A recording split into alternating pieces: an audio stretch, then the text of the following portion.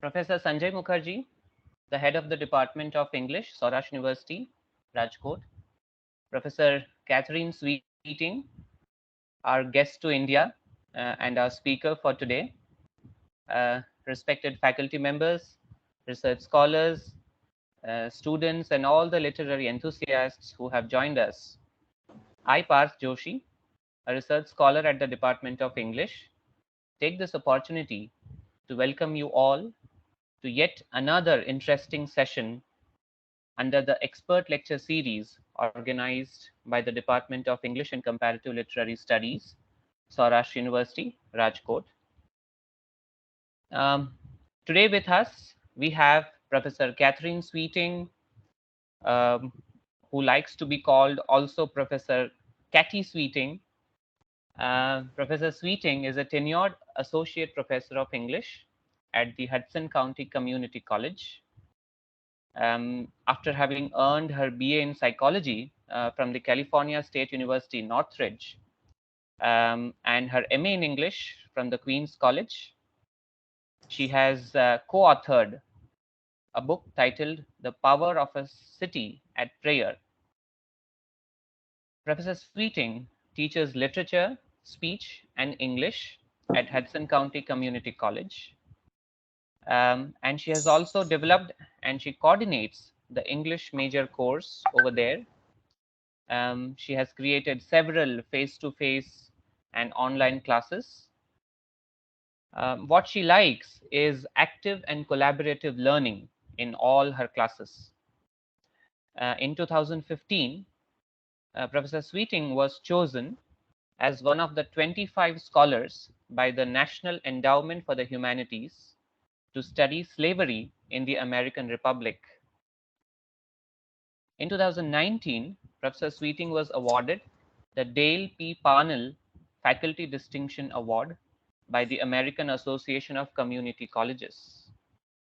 She was awarded a Fulbright-Nehru grant in 2020 and has been living in Pune since March, teaching creative writing and research methodology at Fergusson College, along with leading a Jane Austen Book Club. Today, the title for her talk will be Jane Austen, the novel, and she'll be particularly discussing a lesser discussed Jane Austen novel, Northanger Abbey. Welcome, ma'am, and the session is all yours now. Thank you very much. Thank you very much. I'm very happy to be here. I don't know if you see all of this stuff on my screen that I see. Do you just see the slide or do you see some other things?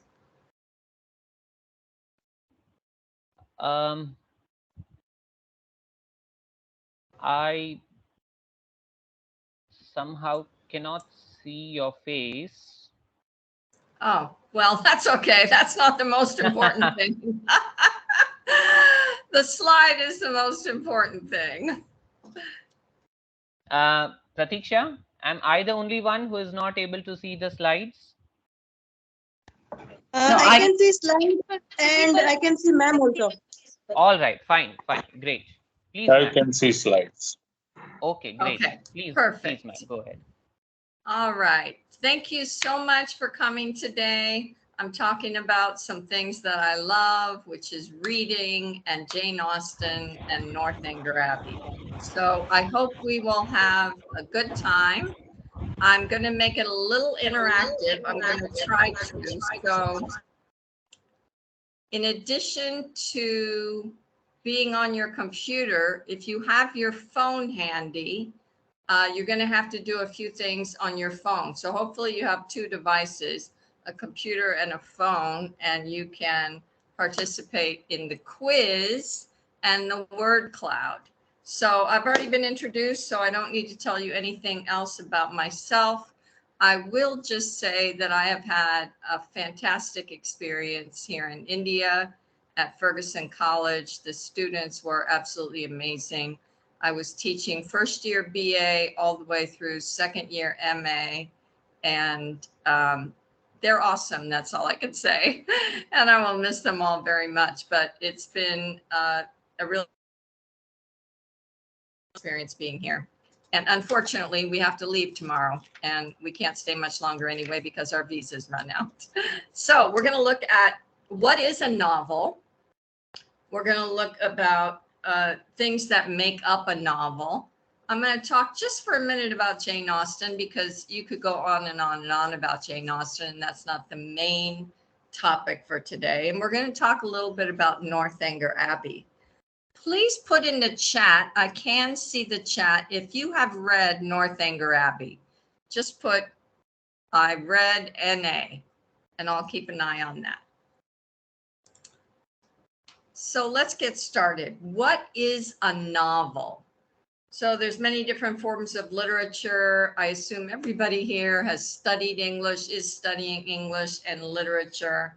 And we know that there are many different types of literature, starting with the first type. One of the first things, the first extant literature, Gilgamesh, written in 2000 BCE, was an epic poem, right? Other ancient literature like the Iliad, the Odyssey, the Aeneid, epic poems, that was the first kind of writing. We had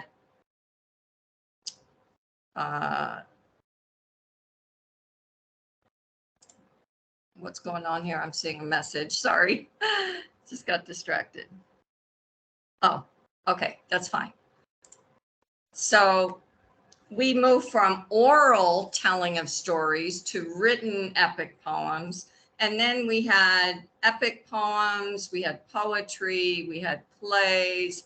The novel, as we look at it today, didn't really develop.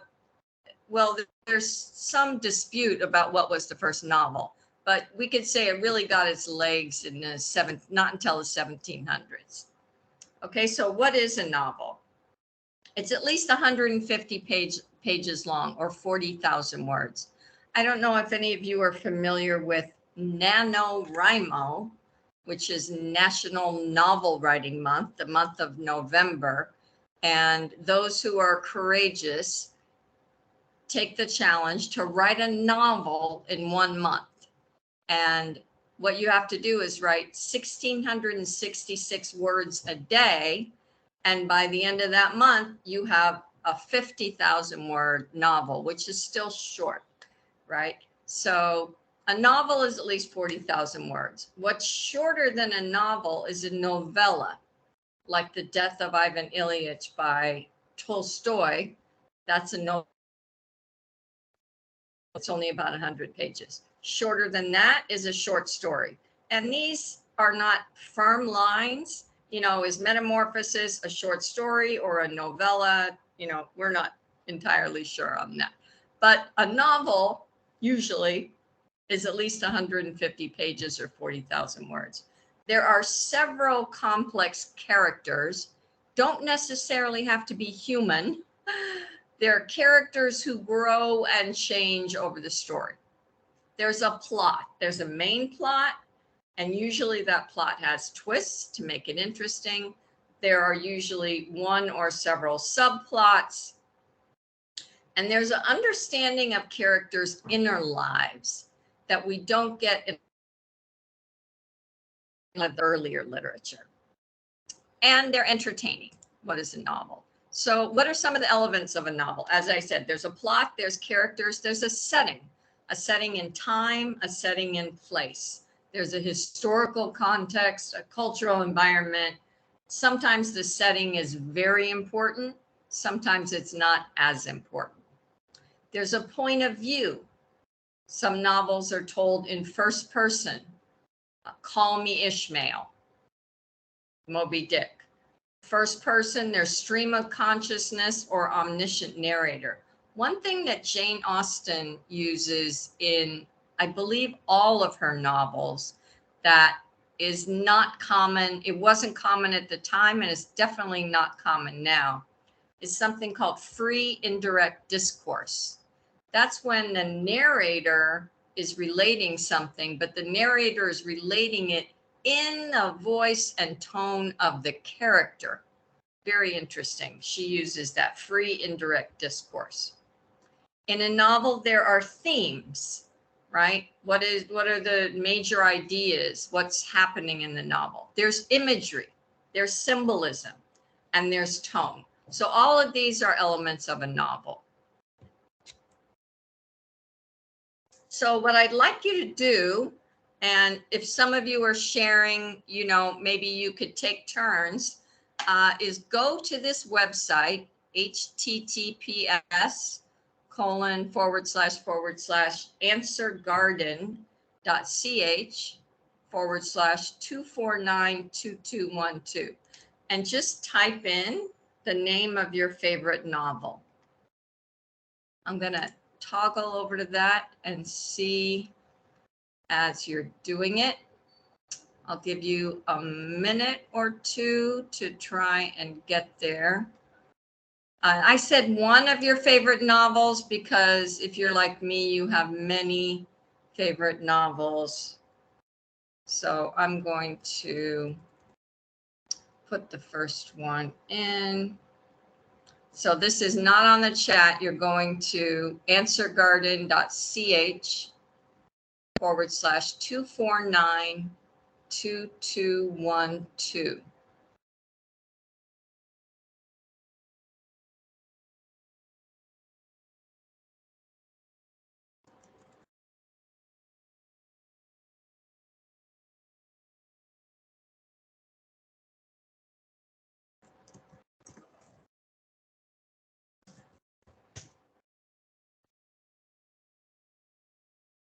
So I put one up and I'll wait a minute for the rest of you and then I'll try and share the screen there. Are you able to get on there?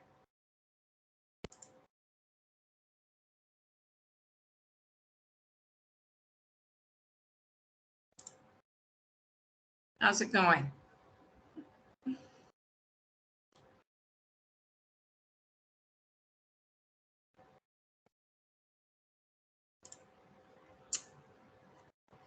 I don't see anybody else submitting yet. Just type in the box one of your favorite novels.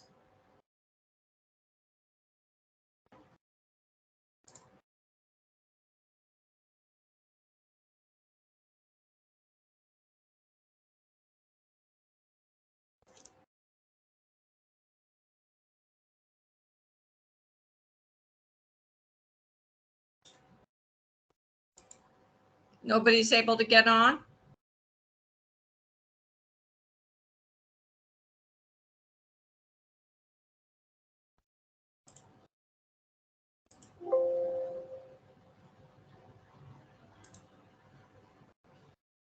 Do you need more time or should I just keep moving?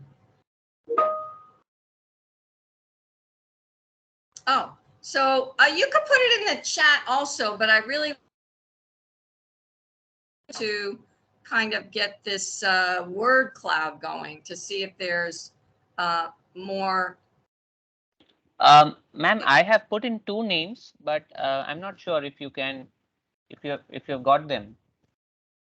Let me renew this.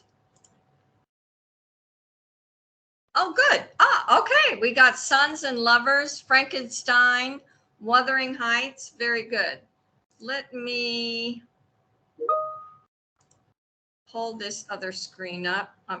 You know, I have a tendency to try and do too many things, but that's okay. Okay. I'm sharing my screen now. You can see, I hope, Frankenstein, Sons and Lovers, The Space Between Us, Wuthering Heights. Can you see that? I don't think it's shared. Let me try that again. Yes, yes. Oh, you can Yes, see it? Okay, great. Yeah. All right, keep typing in there.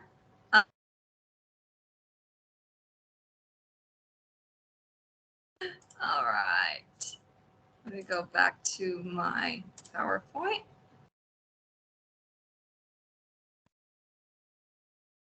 Okay. So we all know what novels are. We have read novels, we have studied novels. There are different kinds of novels, subgenres, science fiction. some people really enjoy science fiction, a combination of science. It's often futuristic. There are dystopian novels, not my favorite genre, but a lot of my students at Fergusson seem to really like dystopian novels and even were writing dystopian short stories.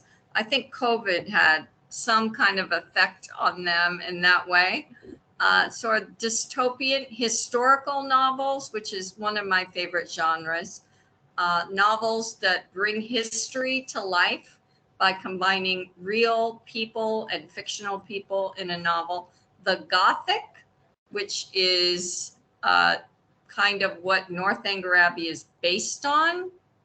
And in the bottom, which I can't see my whole entire screen, I think I said right in the chat, the numbers that you associate Northanger Abbey with. So I'm going to give you one. It's definitely 4. It's definitely Gothic, but just write the numbers in the chat. What other subgenres does Northanger Abbey belong to? Satire. Satire goes way back. Jonathan Swift is well known for satire. A lot of very great satiric writers. A Bildungsroman. Is it a coming of age story? Epistolary. Some of the earliest novels were written as letters. A Western novel, that's a American genre. Fantasy. There is horror, romance, and mystery. So I'm looking in the chat. I don't put, if you've read Northanger Abbey, put the numbers, just the numbers. It's definitely 4. If you think it's other numbers, put that in the chat. So what was the first novel? Some say that the first novel was The Tale of Genji, going back to 1000 CE. And that's written by a woman, Murasaki Shikubu. Some say that's the first novel. Some say it's more of a memoir, but that is in contention for being the first novel. Others say Don Quixote is the first novel, Miguel de Cervantes in 1605.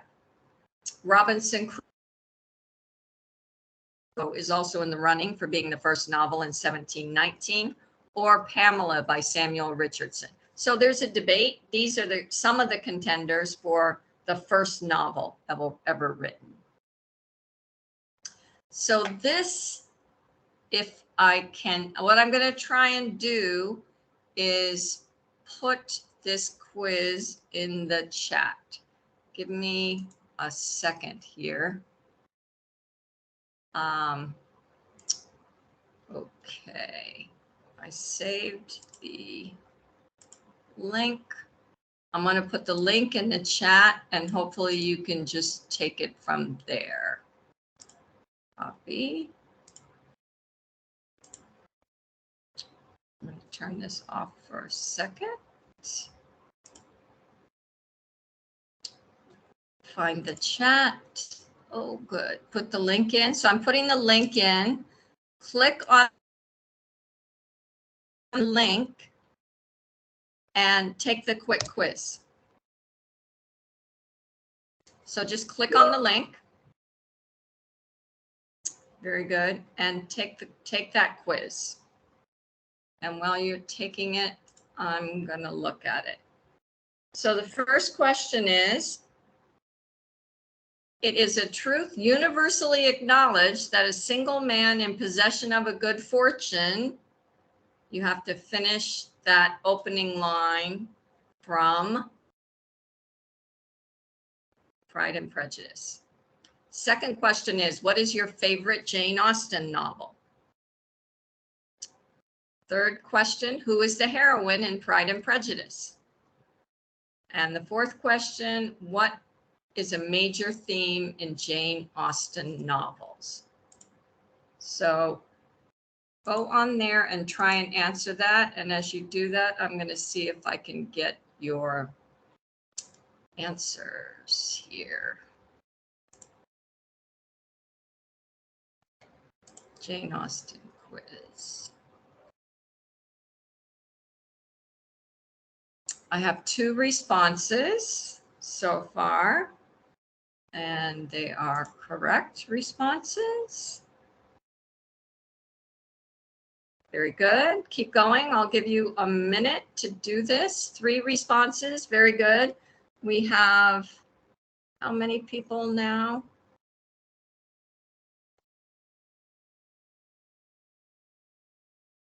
We have 23 people. So I have 4 out of 23 so far. And so far, you're doing very well. Give you another couple of minutes.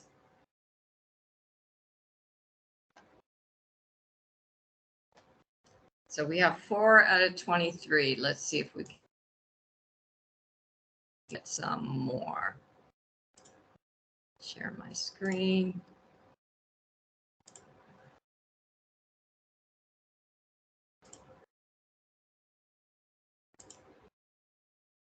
Oh, that's the wrong one.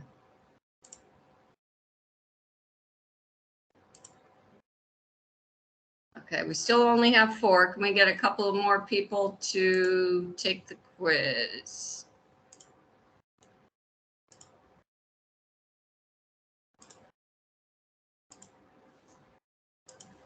Okay, and here we see how we're doing. So we have 5 responses.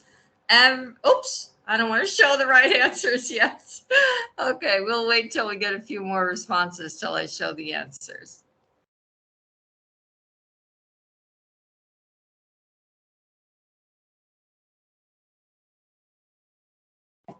This is another thing I like to do when I'm teaching, whether it's in person or online.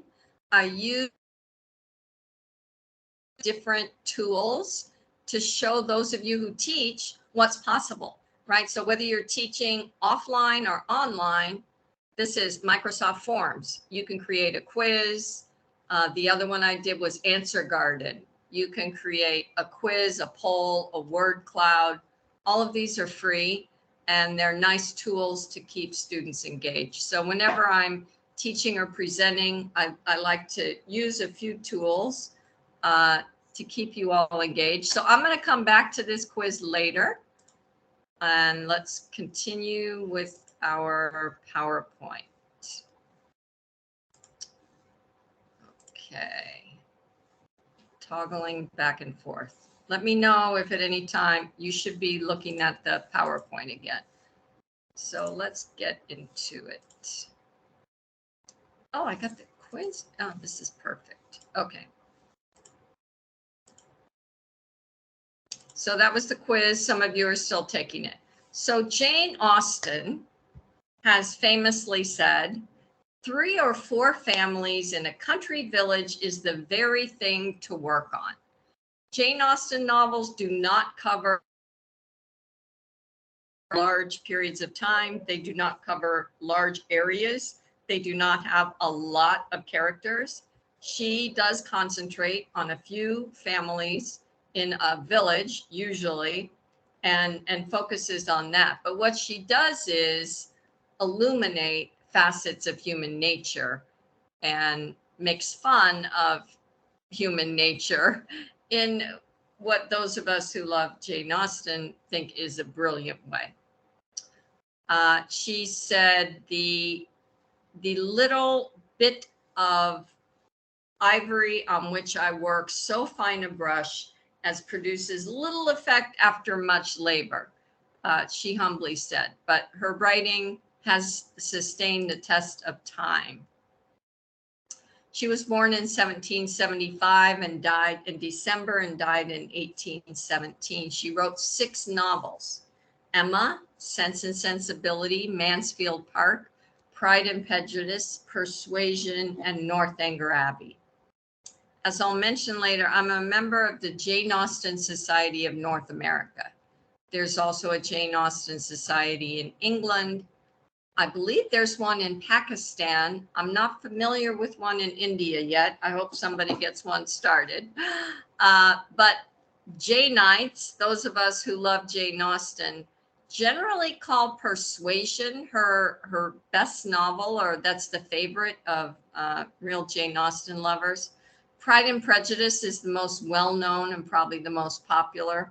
Mansfield Park is probably the least loved because the main character, Fanny, is not understood or appreciated. And Northanger Abbey is also not as well known, but it's accessible. And especially for our students, it's the shortest novel and it is fairly easy to understand. Jane Austen's father was a clergyman. She had a sister with whom she was very close. They wrote letters constantly when they weren't together. And in a museum, the Morgan in New York City, which I live very close to, they have an exhibit of a few of Jane Austen and Cassandra's letters. And what they would do is they would write horizontally and then they would write over it vertically. It's called cross writing. And they did that because paper was very expensive, although they're very hard to read, as you can imagine, reading a letter that's written this way and then written over it this way. But that's how they wrote their letters. She had 6 brothers, several of whom were in the Navy.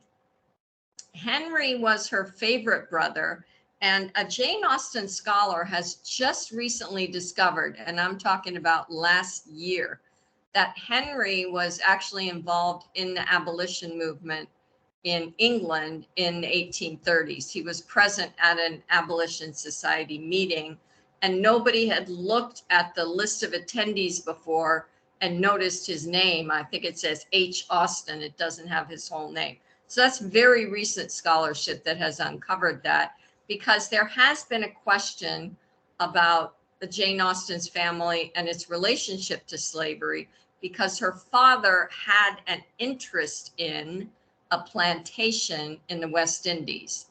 And I could do a whole nother lecture on that, but I won't. But that's very, very recent and interesting scholarship on Henry, one of the Austen brothers. Quotes about Jane Austen. Lord David Cecil wrote, "If I were in doubt as to the wisdom of one of my actions, I should not consult Flaubert or Dostoevsky. The opinion of Balzac, Dickens would carry little weight with me. Even in the judgment of Tolstoy, I should not put complete confidence. But I should be seriously upset.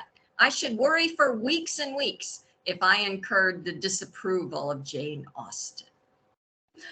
And another writer says she jokes about deformity, injury, death, drunkenness, childbearing, and illegitimacy, calls lust and adultery by their proper names, and shows herself to be a caustic and unblinking observer of the realities of women's existence. And when you see her letters and see her unobserved, she is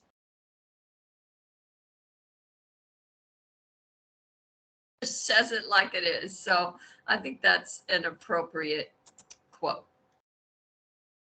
JASNA, as I mentioned, is the Jane Austen Society of North America, and they have an annual general meeting every year. I have attended several. I don't go every year. And usually you're in costume. And one of the most enjoyable events at the Jane Austen Society meeting is the ball. So we dress in the costume of the period. There's either a recording or a live orchestra playing the music that she would have danced to and the dances that she would have danced to. So this is a short clip. I don't know if you'll be able to hear the sound.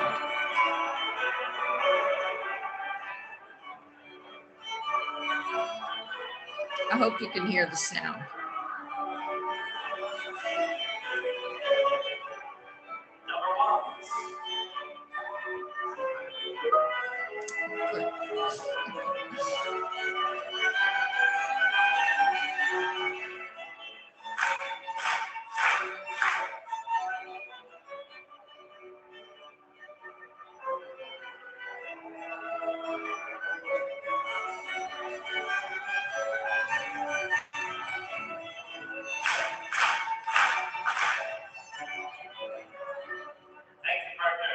So you notice that there's a lot more women than men. That's how it is at a Jane Austen conference, but we make do. Okay, so I'm just going to talk for a few minutes on different approaches to studying literature. Then we're going to talk about Northanger Abbey, and then we're going to look at what I've kind of come up with as ways that female characters in Jane Austen can exert female agency. So that's where we're going. As I'm assuming probably all of you know who are here, there are different theories, there are different lenses that we can apply to the study of literature, literary criticism.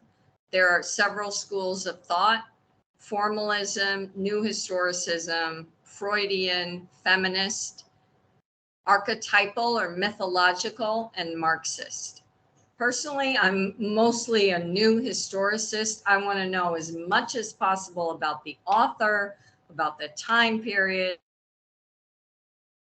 about the context whenever I study literature.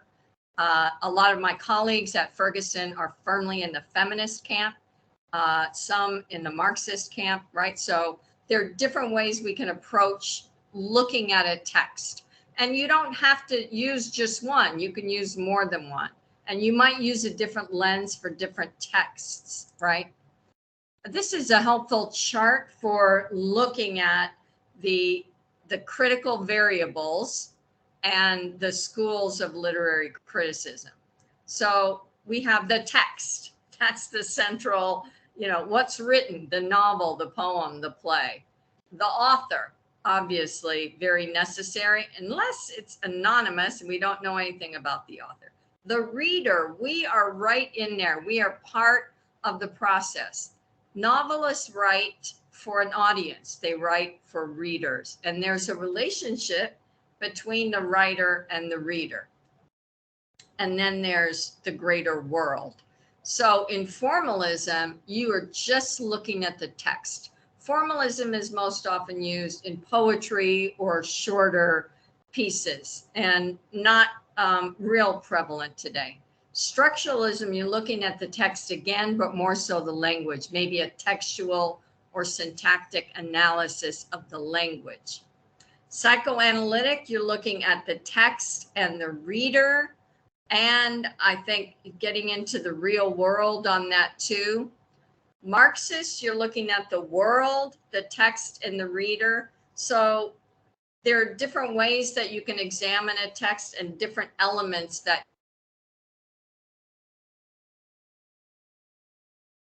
schools of literary criticism. This is just a helpful way to look at it. So literary critic, and as I told my students at Fergusson this year, that critic does not mean that you're criticizing. Critic means you're examining it, right? You try and explain and posit a critical understanding of what the literary texts mean in terms of their aesthetic, social, political, and cultural statements and suggestions. I sometimes wonder if the author of the text we're studying were sitting in the back of the classroom, if they would say, yes, that's exactly what I meant, or they would say, I have no idea what you're talking about. Sometimes we see things in the text that the author did not intend or was not something that the author had in mind. I often wonder that when I'm teaching literature. Northanger Abbey. Written early, so between 97 and 98, she was in her early 20s, but it wasn't published until after she died. And we don't know why. So she sold the manuscript to a publisher in 1803. So a publisher thought it was worthy to be published, bought the manuscript, and never published it. Her family bought it back. She revised it. She changed the name. Excuse me, but it wasn't actually published until after she died, a few years after she died. I'm just going to grab a cough drop here.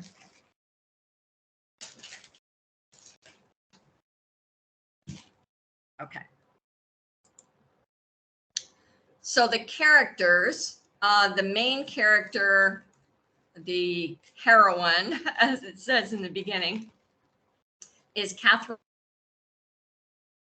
Morland, who doesn't have the characteristics of a heroine, of being beautiful and charming. She's plain, she's a tomboy, and she likes to read.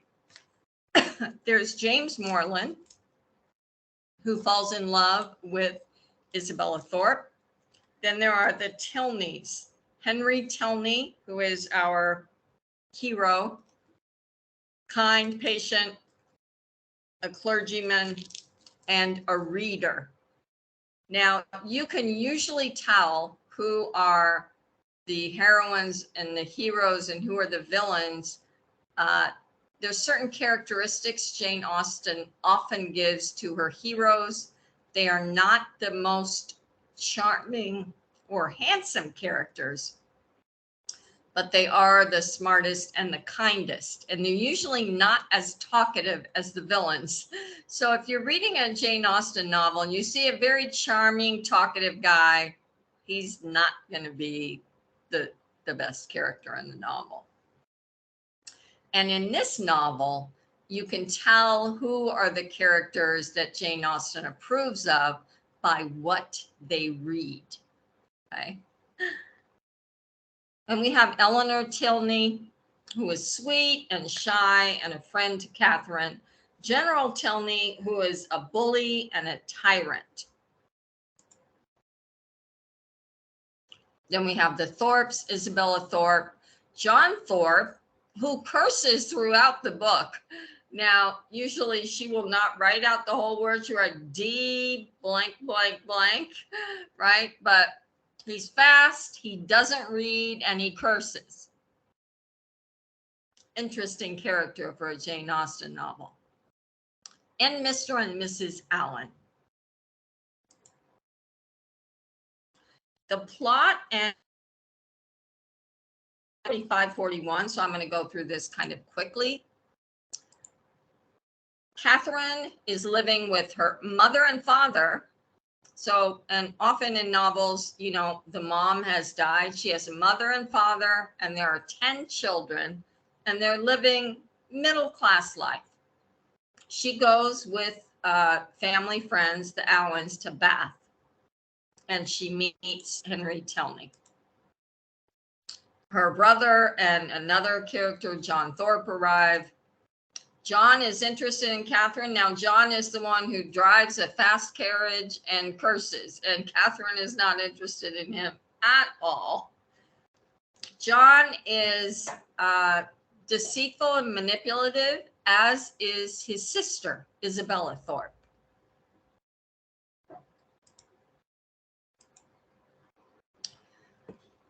So there are plots and subplots, and Catherine is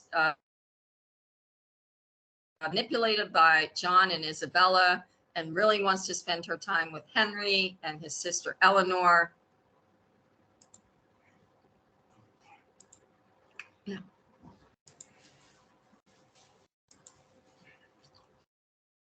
James Morland, so Catherine's brother, proposes to Isabella, and she's happy about that only because she thinks he has money.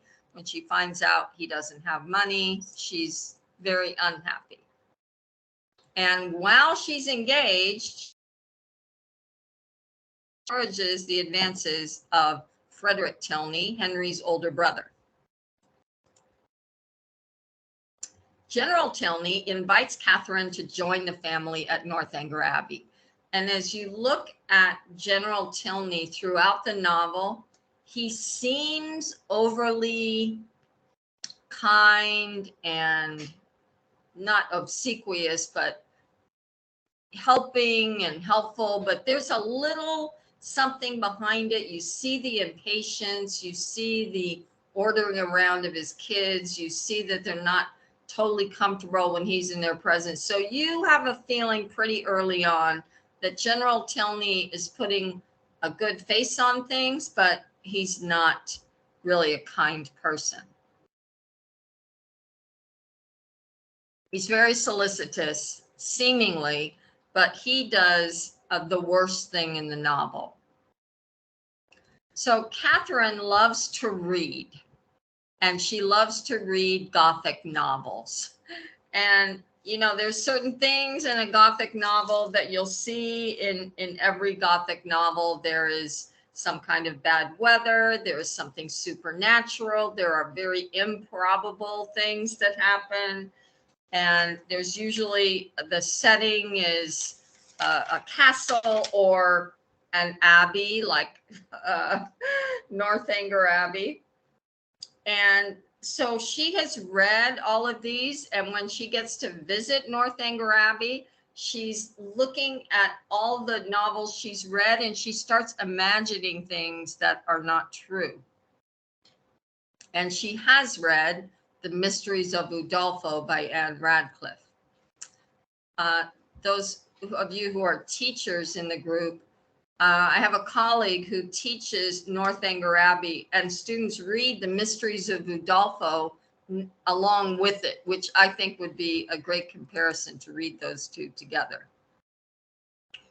So Catherine starts imagining Henry and Eleanor's mother has died, that General Tilney must have actually killed his wife, which is not true. But she's imagining it because she thinks she's in a Gothic novel. So Jane Austen is taking this genre and satirizing, making fun of it, and also showing the, you know, kind of the silliness of it, but not totally putting it down, but using it as a satire. And again, she was young when she initially wrote Northanger Abbey.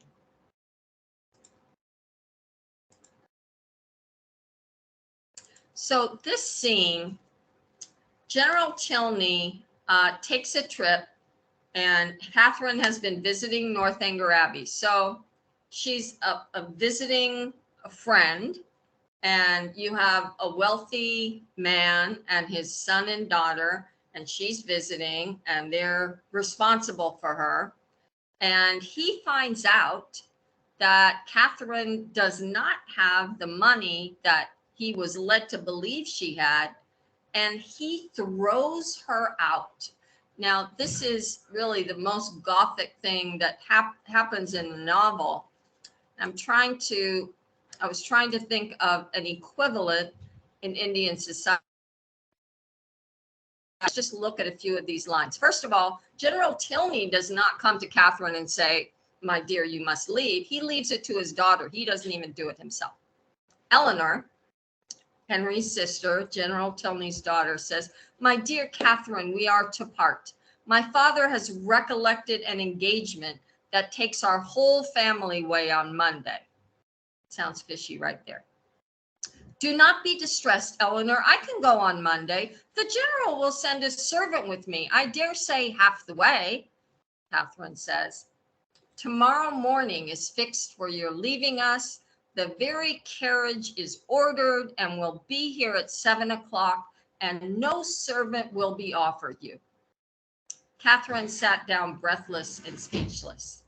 So imagine now, we've been in India for 3 months. We've eaten a lot of meals with Indian families, very generous, very solicitous, taking care. Do you have enough to eat? Do you need another chapati? How are you going to get home? And in this English society at this time, it would be the same thing, taking care, making sure you're doing all right. For him to put her in a hired carriage with no money and send her on a long journey home was sending her home in disgrace.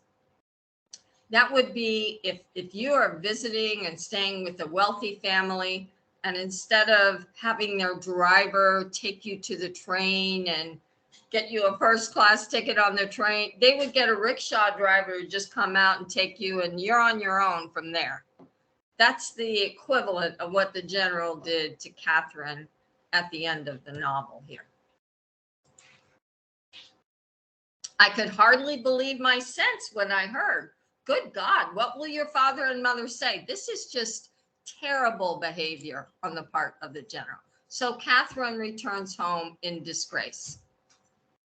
However, that does not prevent Henry from proposing to Catherine. Catherine accepts it, and against his wishes, they do get married. The Morlands insist that General Tilney approve of the match. And after Eleanor makes a good match with someone who has money, he finally says, okay. But this event is kind of the climax of the book and totally unacceptable behavior. So what are some of the themes in Northanger Abbey? Those of you who have read the book, and even just from what I've been sharing so far today, write a couple of what you see as the themes of Northanger Abbey in the chat.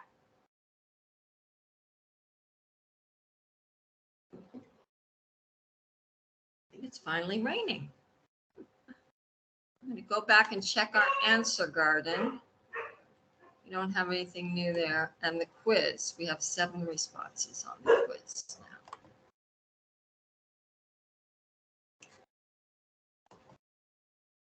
Put in the chat what you think the themes of Northanger Abbey are. What are some of the themes? I have 23 people, so I'm looking for at least a couple of themes.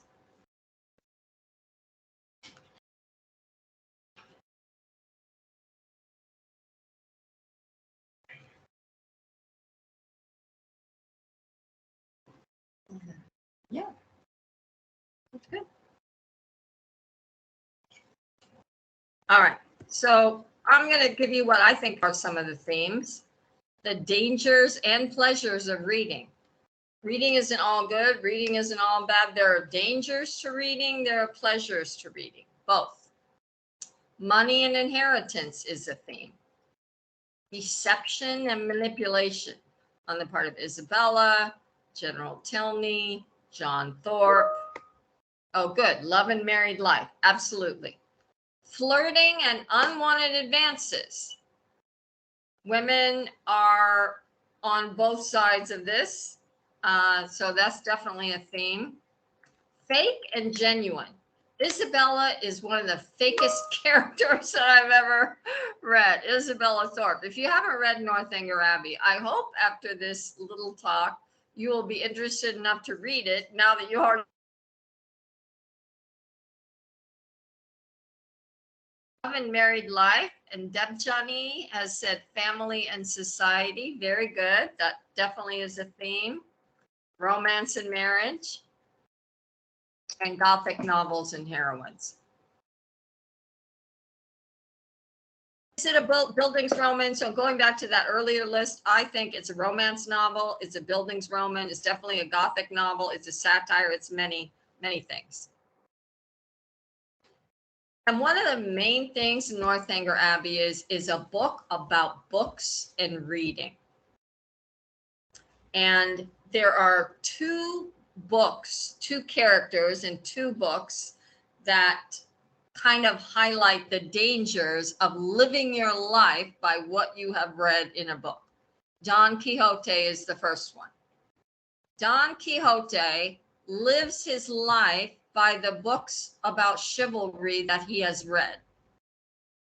To the point that he thinks the windmills are enemies, and he rescues damsels who do not need rescuing. He gets in a lot of trouble, and if it weren't for his sidekick, Sancho Panza, he probably would have died a few times over or killed several people himself. So the quote about Don Quixote, he gave himself up to reading books of chivalry with such ardor and avidity that he almost entirely neglected the pursuit of his field sports and even the management of property. He read. The other thing to keep in mind is reading books that have a lot of events that are improbable. Jane Austen is talking about the danger of that, right? He came to a road branching in 4 directions, and immediately he was reminded of those crossroads where knights errant used to stop to consider which road they should take. He comes across a party of traders, and when they don't agree to announce there is no maiden fairer than Dulcinea, he charges at them. He's basing his life on books, and it causes him to be a madman. Huckleberry Finn. If you've read Huckleberry Finn, just type yes in the chat. Huckleberry, Mark Twain, very satiric, very funny, really commented on mainly American society and what was wrong with it at the time in the 1800s when he wrote. In Huckleberry Finn, it's not Huck Finn who's living his life by reading books. It's his friend Tom Sawyer. And Huckleberry Finn escapes with a slave, Jim, and they're living on an island by themselves. And they have escaped, and Tom Sawyer almost causes Jim to be re-enslaved. Why? Ain't you ever read? And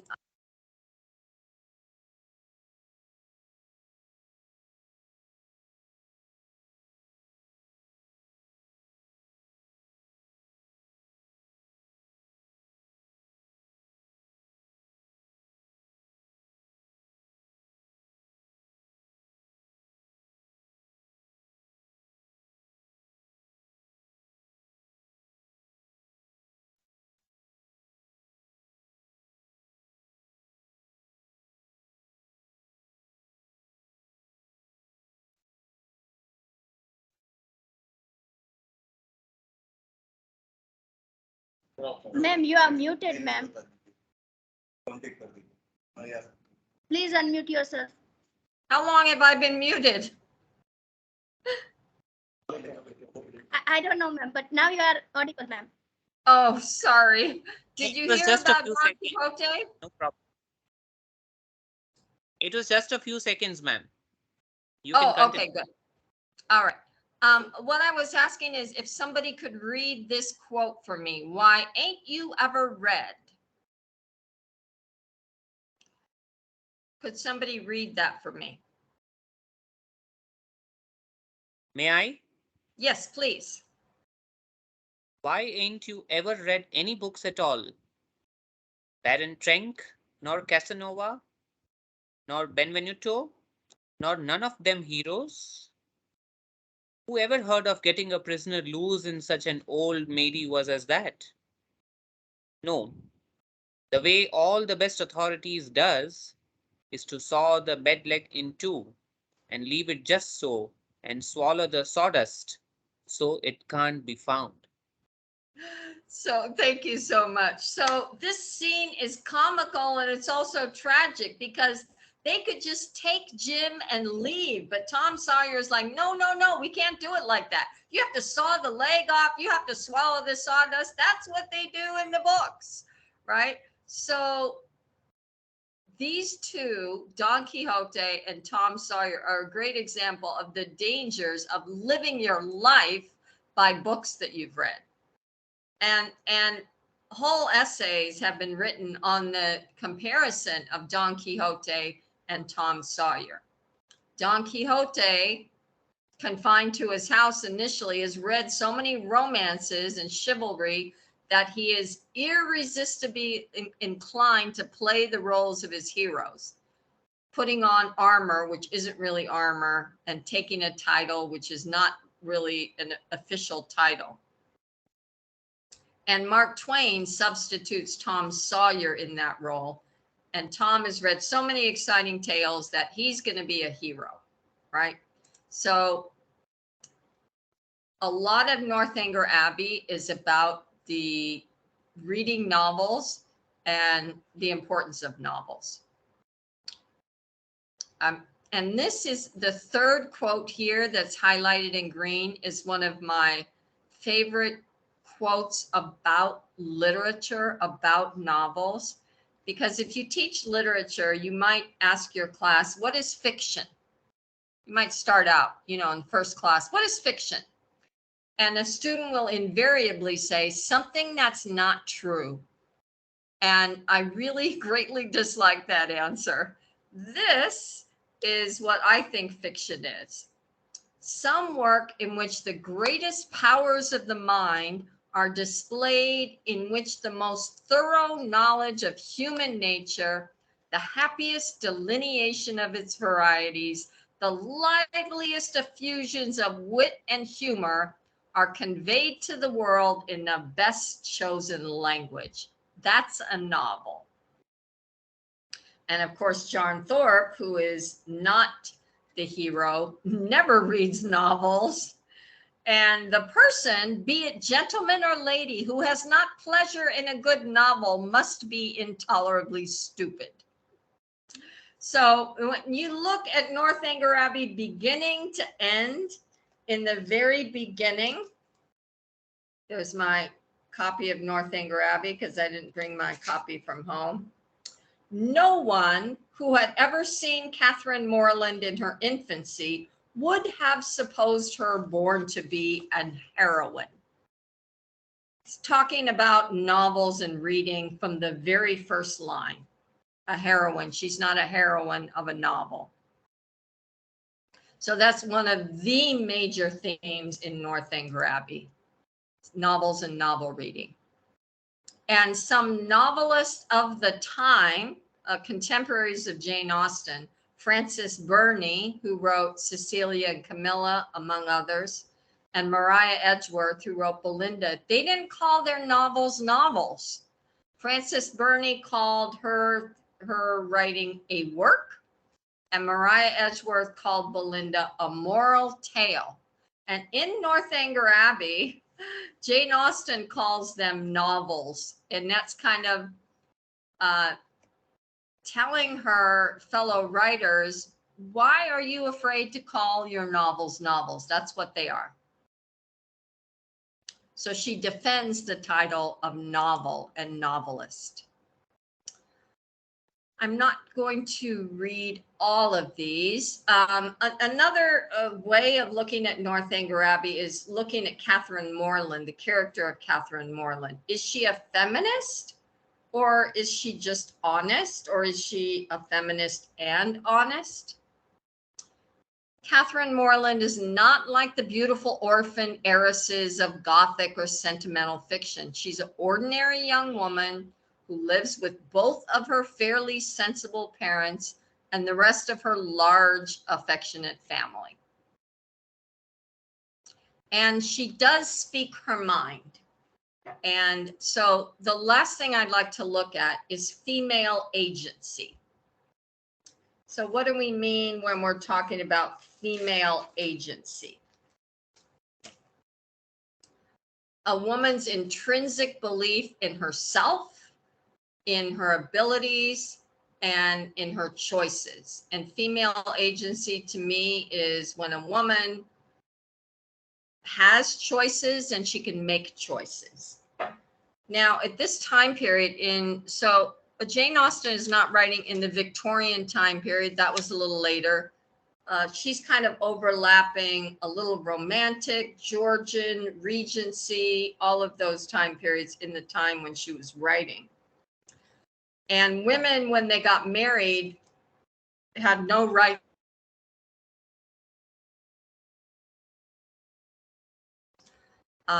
were subject to their fathers and then their husbands. But there were ways that they could exert agency.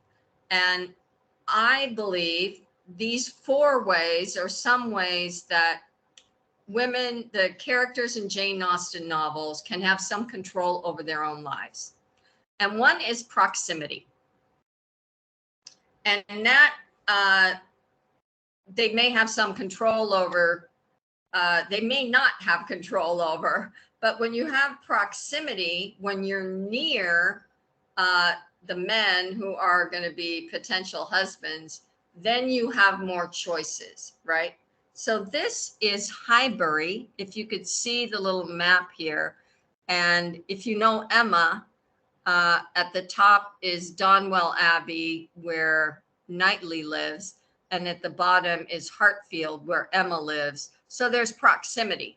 and others who come into the novel, Frank Churchill and others, if you're near someone, you're more likely to be able to have a match with them. So being near someone gives you more choices. And in Northanger Abbey, the Allens take Catherine to Bath, where she comes into contact with several potential suitors, right? So proximity is one way that women can exert some kind of influence in their life. Attraction is another way. So women can do things to make themselves attractive, whether it's physically or the way they talk to a gentleman, how they encourage or don't encourage his advances. So one of the plot lines in Pride and Prejudice, Darcy doesn't think that Jane is really attached to Bingley because she doesn't show she's attracted. She's a reserved person, right? Jane Bennet. So Darcy uses that to try and separate them because she's not showing her attraction. So attraction is one way that women 200 years ago or today can encourage a suitor, right? Henry was now sincerely attached to her, though he felt and delighted in all the excellencies of her character and truly loved her society. I must confess that his affection originated in nothing better than gratitude, or in other words, that a persuasion of her partiality for him had been the only cause of giving her a second thought. So encouraging somebody's attention, attraction. Then women can say no in Jane Austen's time and today. Henry Tilney says in Northanger Abbey, man has the advantage of choice, women only the power of refusal. But there is power in refusal, right? And who used that power of refusal to turn down 2 proposals before she finally accepted one? Put that in the chat.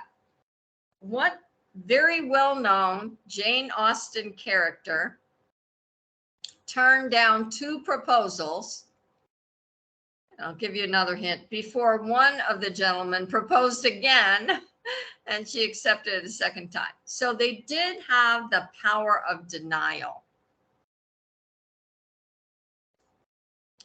So there's proximity, there's attraction, there's denial, and there's acceptance. So you could deny a proposal or you could accept a proposal.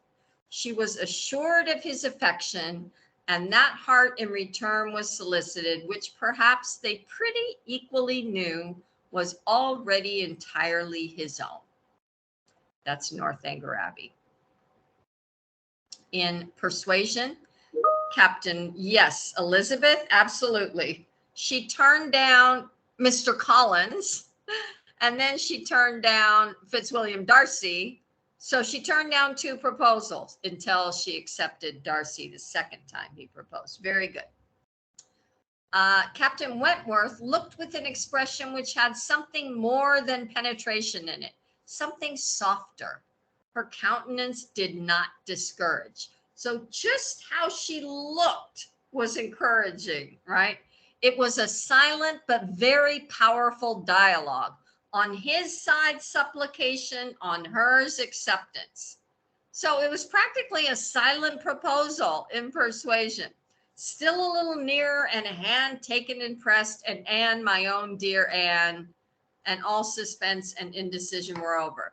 We don't get long, unless it's Mr. Collins or Mr. Elton, we don't get long, flowery proposals. Sometimes the words of the proposal are not even written down. And I have to show this scene, which again is not really a proposal. This is the second time. Darcy professed a great curiosity to see the view from the mount, and Elizabeth silently consented. I love him, she said to her father later. Indeed, he has no improper pride. He is perfectly amiable. So I'm going to play this. Hopefully you can hear the sound, and this is the end of the presentation.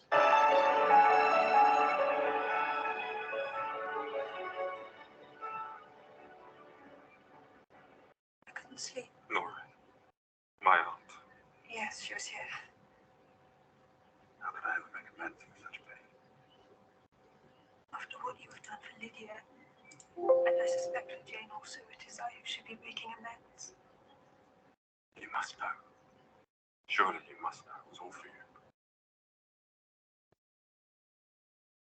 You are too generous to try them with me. I believe you spoke with my heart last night, and this taught me to hope, as I'd scarcely allowed myself before. If your feelings are still what they were last April, tell me so at once. My affections and wishes have not changed. But one word from you will silence me forever.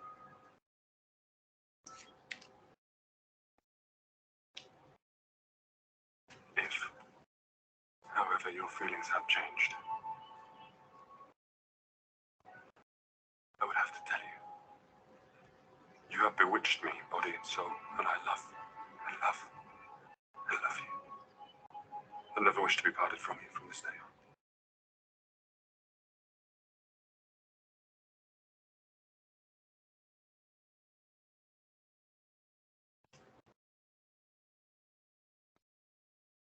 Well then.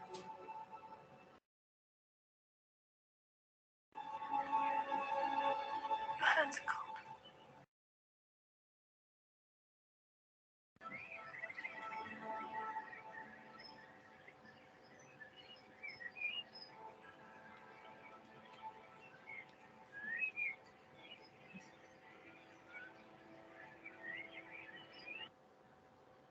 There's no kissing in Jane Austen either. So if you see it in the movies, that's not accurate.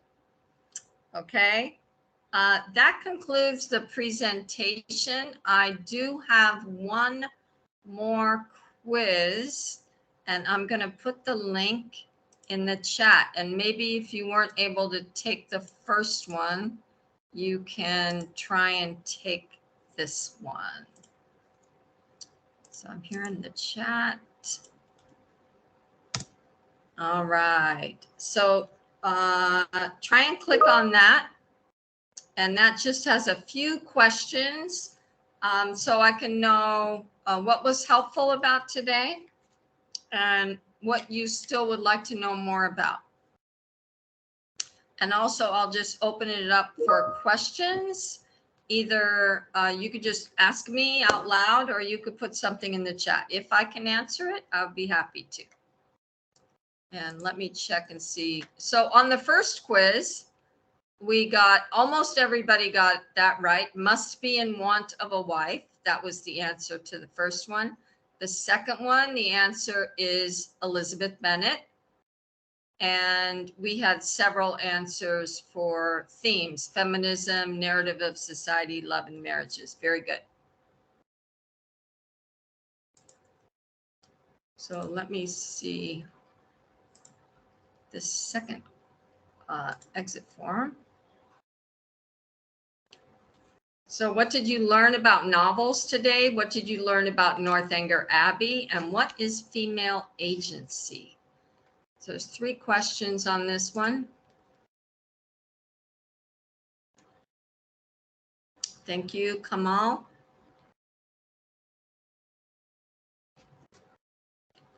And is open for any questions.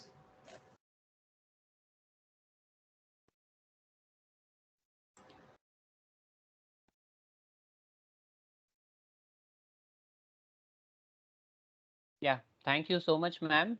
The last comment is from Professor Kamal Mehta, who is a senior faculty at our department. He has joined along with Professor Mukherjee and a few students.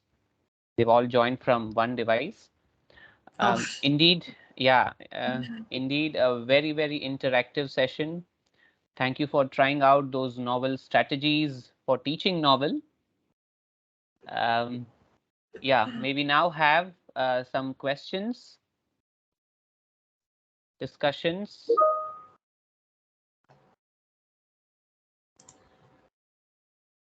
Yeah, ma'am, you have one question in the chat box. Okay, what is the bottom is getting cut off.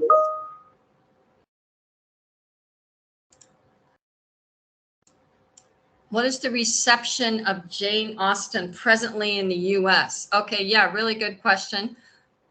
Jane Austen, actually a colleague of mine, a scholar, I'm putting the title of the book in the chat, wrote a book called The Making of Jane Austen. And it covers her popularity from a few years after she died until the present time. And the things that turned her from a novelist to a phenomenon, right? Because Jane Austen is a phenomenon now. And there were certain things that contributed to that. And some of them were plays made of her books that were performed, and republishing of the books, publishing them in other languages. But in the US currently, so the Jane Austen Society of North America, which I'm a part of, is a national organization, but there's in every state in the US, there's a Jane Austen Society, and they're pretty popular. And another reason Jane Austen is so popular is because of all the movies that have been made. And there was even a one made of Emma, I think, just 2 or 3 years ago, a new one. So there's several Pride and Prejudice movies. There's several movies on Emma, and there are also Indian adaptations. So there's Bride and Prejudice as an adaptation of Pride and Prejudice. There's Aisha, Aisha, which is a pretty recent movie, the last couple of years. That's based on Emma. There's a book, which I didn't love, but I wanted to read it because it's based in Pakistan. It has all Pakistani characters, and it's based very closely on Pride and Prejudice. The characters' names haven't even changed that much. And that's called Unmarriageable. And I think the author is Sonia Kamal.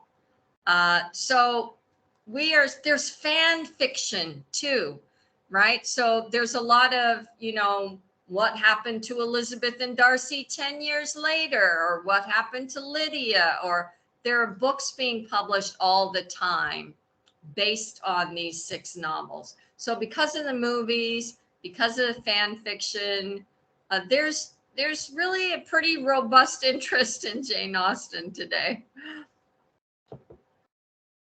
Good question. Thank you. Let me see how you're doing on the second quiz. We have 2 responses, but I know some of you are sharing devices. Responses. Forms of novels, how to write a novel, details of Jane Austen's writing, themes, storyline, choices, belief in herself. Very good. And I'm really glad some professors are on. So thank you for coming. Any other questions? You could put it in the chat or just ask out loud.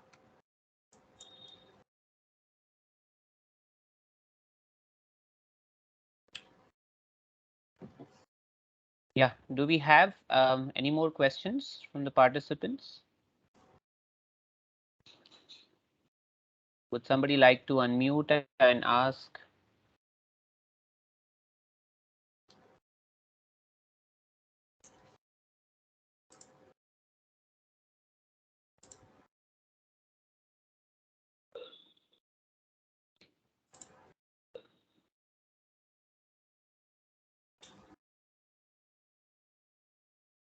All right, ma'am, if you have some concluding remarks before we wrap up.